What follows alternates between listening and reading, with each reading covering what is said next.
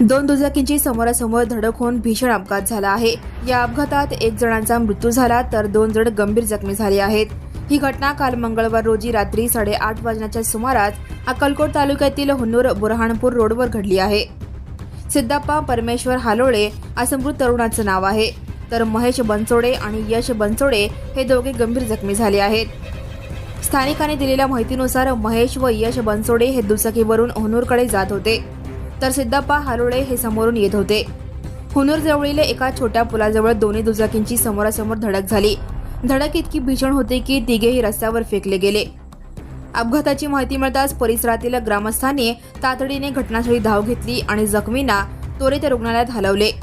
मात्र डॉक्टरांनी सिद्धप्पा हालोळे यांना मृत घोषित केले।